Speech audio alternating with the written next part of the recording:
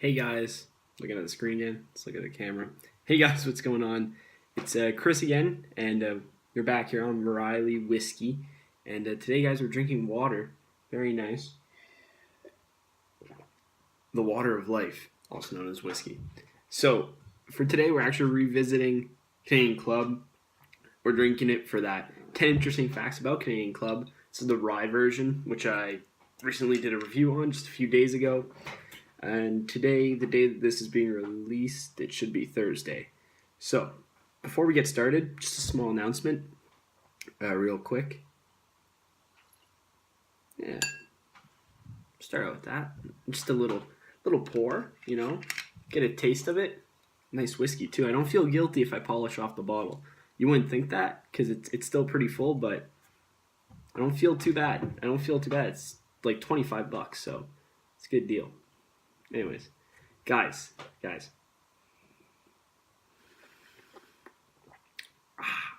Oof. Good stuff. So, guys, 10 interesting facts about Canadian Club. Now, if you want, here's what I'm going to do, actually, real quick. I just got to adjust something. All right. So, I'll actually just read off, my points to get you an idea of what we're going to be talking about.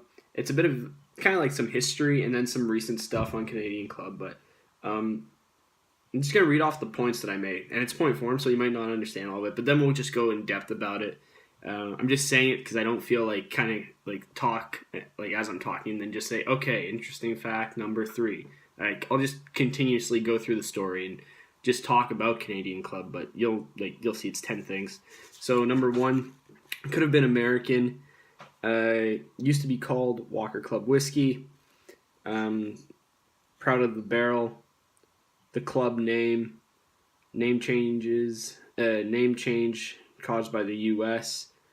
Whiskey Village slash 10,000 acres. Al Capone liquid pipeline made the Mickey popularized. Now partly American and oldest whiskey. Now, it's not actually the oldest whiskey. So if you just heard that and you're like, Chris, it's not the oldest whiskey. I know. It's just what the point says. But let's get into it. So, guys, could have been American. Canadian Club could have been American. Now, this is an odd thing to think. And here's the thing. The chances are, if you're watching a video like this, you might already know a lot of these things. So this would be a refresher. But this is really more for people maybe getting into whiskey and just want to learn a little about Canadian Club and don't know that much yet. So, it could have been American. Is that what it is? Yeah, we're on that. So, it could have been American. So, the interesting thing with Canadian Club is that when it started, it was made by this guy called Hiram Walker. And he lived in Detroit. Now, here's the thing. Detroit's pretty close to Canada, and that's why he made the move there. He moved to Windsor, Ontario. Main reason for that is Prohibition. So, here's the thing. If it wasn't for Prohibition at the time, Hiram Walker, he was an entrepreneur. He's already living in the U.S., born and raised. He would have had no reason to move to Canada. And eventually he did, actually. But for the longest time, he actually lived in Detroit and had his distillery in Canada. So that's the interesting thing right there.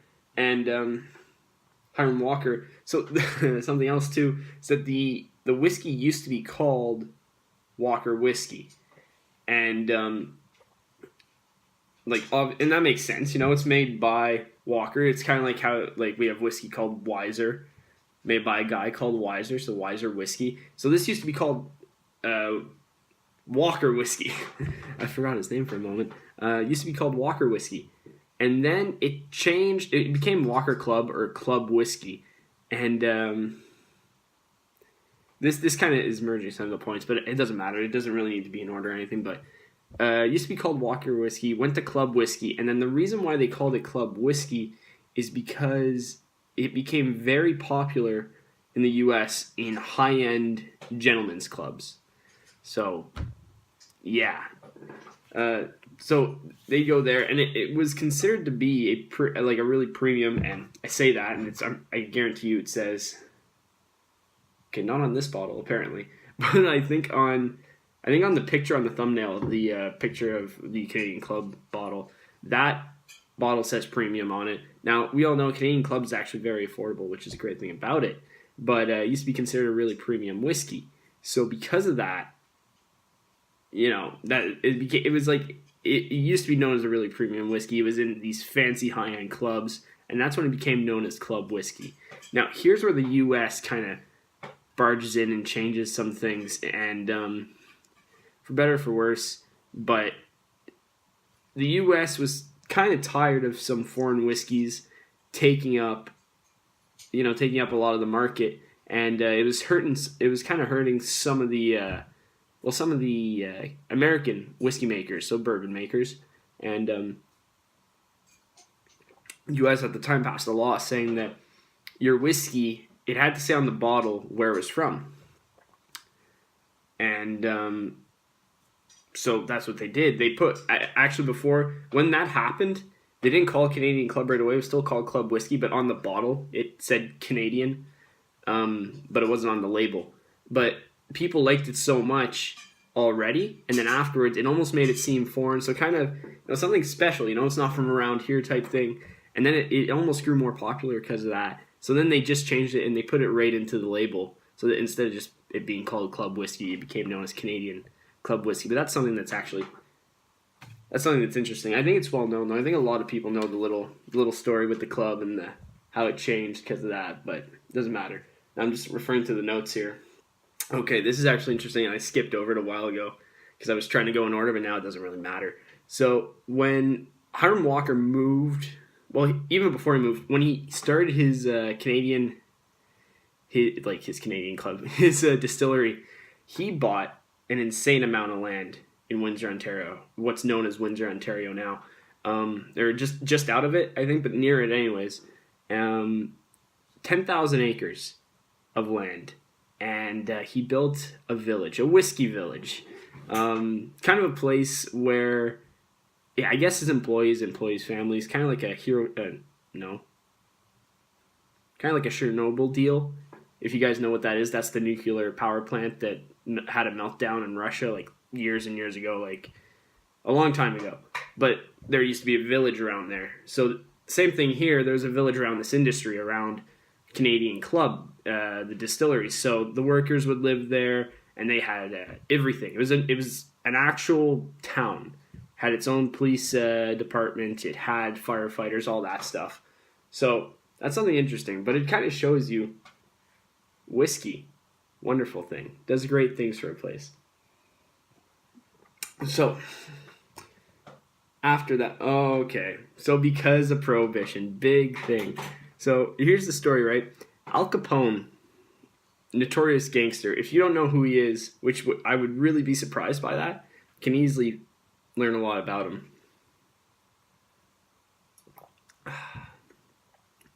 Al Capone. So he had he was a gangster. He had like a mafia type thing, and he was a mob boss, and he was known for selling whiskey, or any kind of booze really, but really whiskey during the Prohibition. That was his illegal thing. He would sell booze during the Prohibition, make an insane amount of money. He would buy whiskey from Canadian Club, from Hiram Walker in Canada, and then sell it in the U.S. at almost 5 to 6 times the price. So he's making pretty good cash then.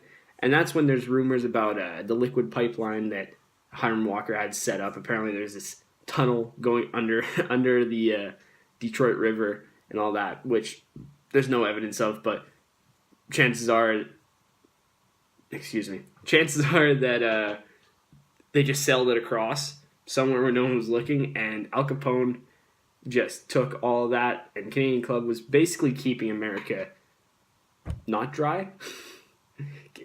Making sure people don't go thirsty, obviously, which is a good thing. So after that, I had a point after that, did I? Maybe I did. Okay, so the Mickey. This is an interesting thing that actually goes with that. Because of all this illegal whiskey, or not illegal whiskey, but whiskey that's going to a place where it's legally not supposed to be, the Mickey was made by Canadian Club. If not made, it was definitely popularized, but I'm pretty sure it was made, or at least the concept of having a small curved bottle, a bottle with a curve on the inside.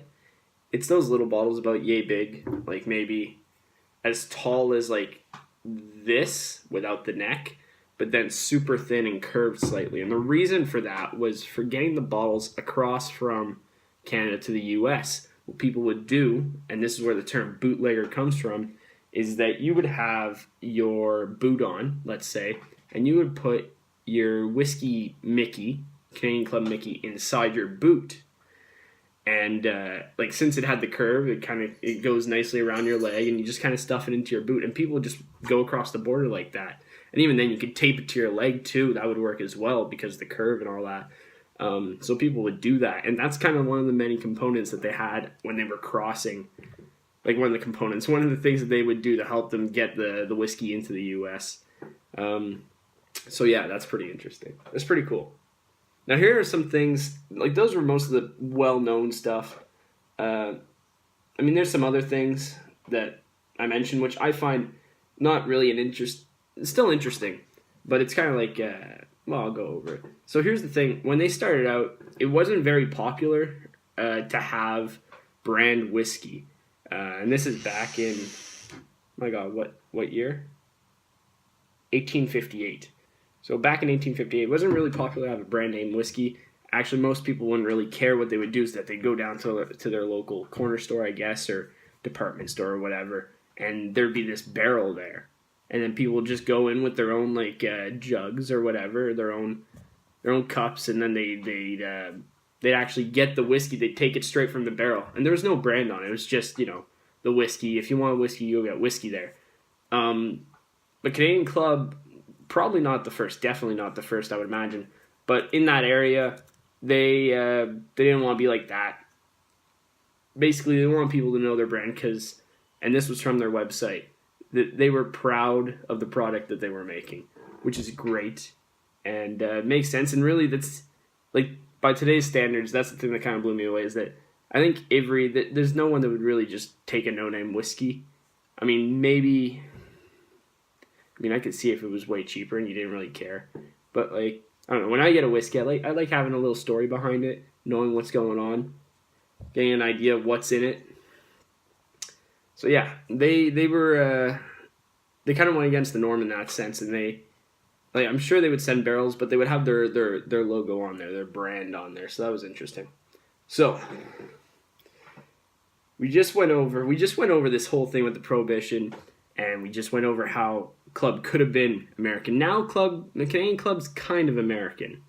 It's definitely still a Canadian whiskey, but it's partly owned, or not so much partly owned, but I think there's shares that are owned by the same company that has Jim Beam, which is obviously an American bourbon and an American company. So Canadian Club is now partially owned by the U.S.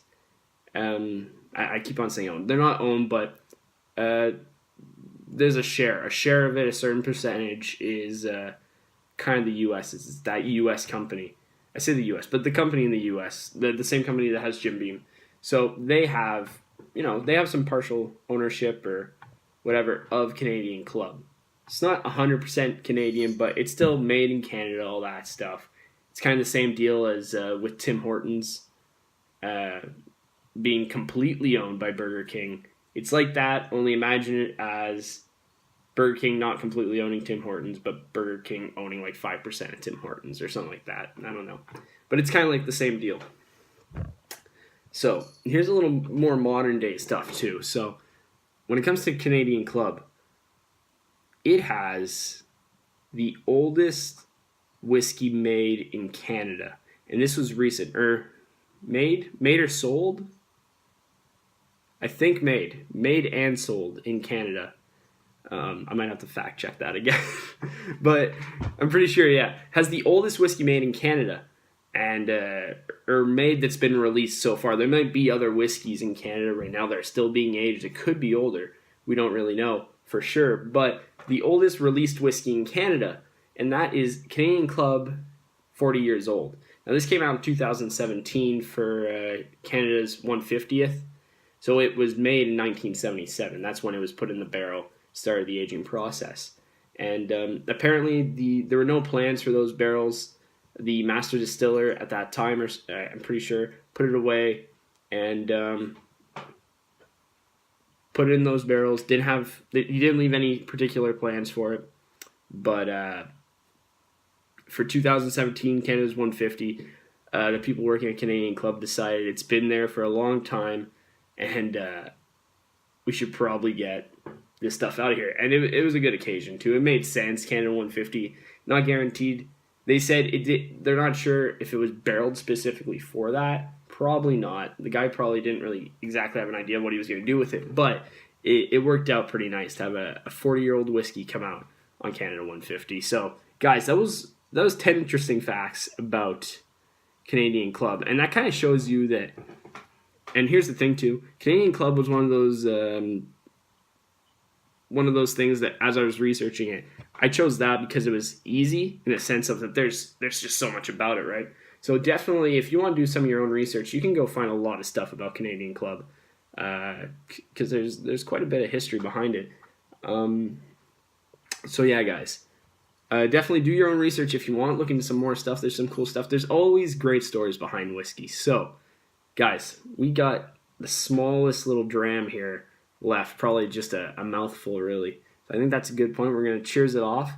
This is Thursday, I believe, so Saturday I'm going to see you with my bourbon review that I have coming up, which I already filmed, but we're just trying to space these out a little bit. So bourbon review, if you stuck it out to the end of this video, you might as well know what it is. We're doing Bullet Bourbon. So this is actually that's going to be my first time trying it out, so it'll be fun. Can't wait to see you guys there. And guys, cheers. I'll see you Saturday.